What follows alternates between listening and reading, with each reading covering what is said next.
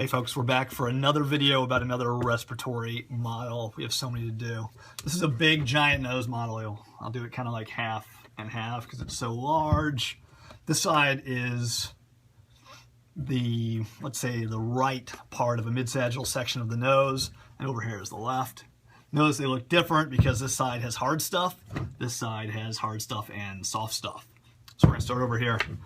So we got our nose here, we got our nasal cavity, we got our nares, one's a nares, more than one are nares. We got a lot of other stuff going on.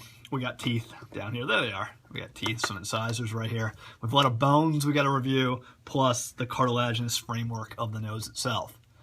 All right, so we got our nares, we got our nasal cavity, a lot of bones to consider.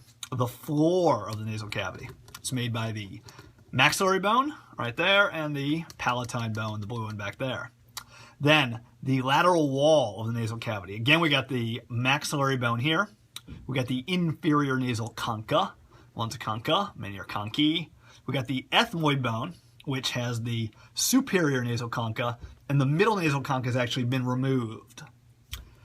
Then, and we also have the palatine bone right here as well, so it's the lateral wall. Superiorly, we got our nasal bone, we got our frontal bone, and we got the rest of our ethmoid bone here, and our sphenoid bone in the back. A couple other things we can notice about this model. We can see big spaces, cavities in our frontal bone here, and in our sphenoid bone back there. Those are sinuses. Sinuses are going to primarily produce mucus, plus they affect the sound of your voice, make your head a little bit lighter as well. So we got to be aware of them. What we don't see on this model quite so well are the maxillary sinuses and the ethmoid sinuses. Collectively, there are 5 paranasal sinuses that surround the nose and provide a lot of mucus production. All right, what else do we see? Well, we mentioned the maxillary bone down here and the palatine bone.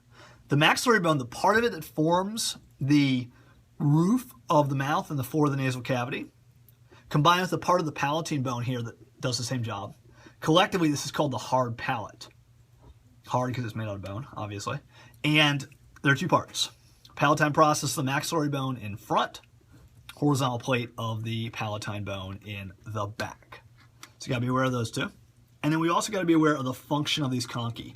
We can see our inferior nasal concha here. We can see the superior one up here. The middle one is absent. The upper 2 pairs of conchae are part of the ethmoid bone. The bottom pair are bones unto themselves. The conchae are going to give us more surface area, which means we can have more mucus. If we can have more mucus, we can warm the air, filter the air, humidify the air much better. All right, what else do we have to know on this particular side of the model? That might be just about it. I'll come back if need be, but I think that's about it. So let's switch over here. Over here we got hard stuff and soft stuff. I can still see my frontal sinus here. I can still see my sphenoid sinus here. I can still see the bones of the hard palate down here, the palatine process, the maxillary bone, the horizontal plate, there it is, of the palatine bone as well. But now I also see the bony nasal septum, plus the hyaline cartilage, the septal cartilage in the front. And what do I got here? On the top, I got the perpendicular plate of the ethmoid bone. Beneath it, I've got the vomer. Vomer on the bottom, perpendicular plate of the ethmoid bone on the top.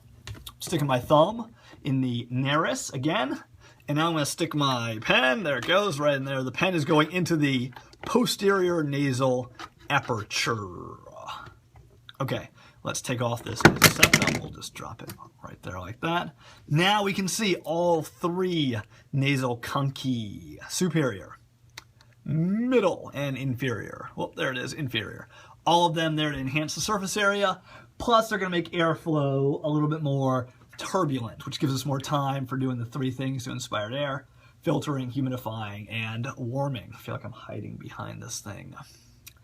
What else can we see?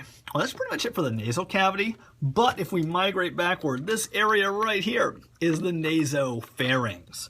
Notice the soft palate here. The hanging down part is the uvula. Uvula normally hangs down, flips up when you swallow to prevent food and drink from going into your nasal cavity. What else do we see? Well, in the back of the nasopharynx, we've got the pharyngeal tonsil one of the three major groups of tonsils we have to protect you as you inspire all sorts of nasty pathogens. What else do we have? We have the opening to the auditory tube. There it is. The auditory or eustachian tube is going to run over to the middle ear cavity. It lets you balance the air pressure in your middle ear cavity with the air pressure around you in the atmosphere. One more thing we can also see right down here, lumpy thing right here, that is the palatine tonsil. So that is pretty much everything for this model, everything that we got to know. At least, I think I hit everything. If I didn't, if I forgot something, don't worry, still on your test. See you later.